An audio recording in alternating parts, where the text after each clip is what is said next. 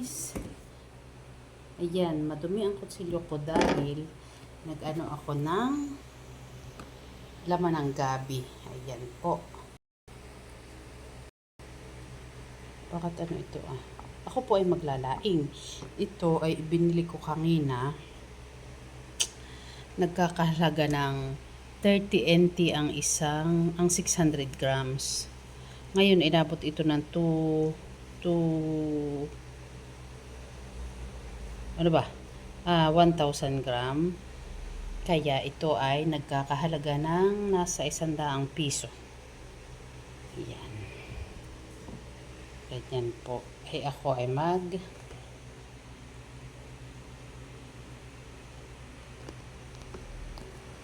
magluluto ako. Paborito ko ito. Napakahirap gawin pero walang magagawa. Paborito mo. Lady Banat. Yan. Huhugasan ko siya mamaya. At siya ay aking lulutuin. Magpapapak ako ng ano po ito sa Infanta Quezon ay tinutok.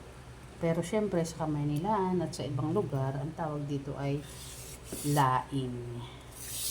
Okay. Lalagyan ko siya mamaya ng maraming bawang at saka luya.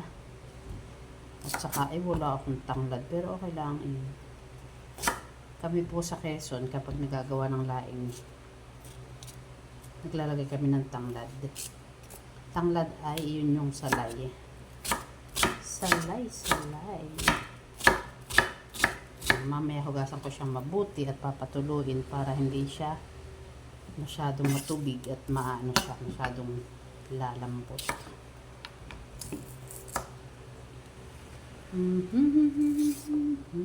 Oh, sacrificious, kagustuhang yun no, sa kagustuhang makapaglaing. Ayan ang kamay, pero okay lang at iyan nahuhugasan. Steel wool ang gamit ko o kaya Scotch-Brite. Pag ganitong parte na napakalambot, okay lang na hindi sa idang balat dahil ito ay talbos na.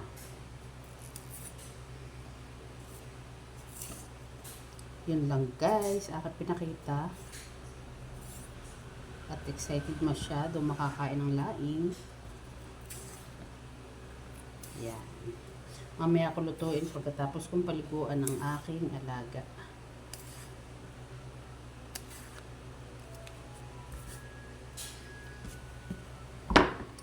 Yan po, matatapos na, konti na lang. Mamaya hugasan at mamaya ay lulutuin ng laing po. Yan ay hindi dumi. Ano siya ng gabi talaga kulay. Bye-bye. Bye for now.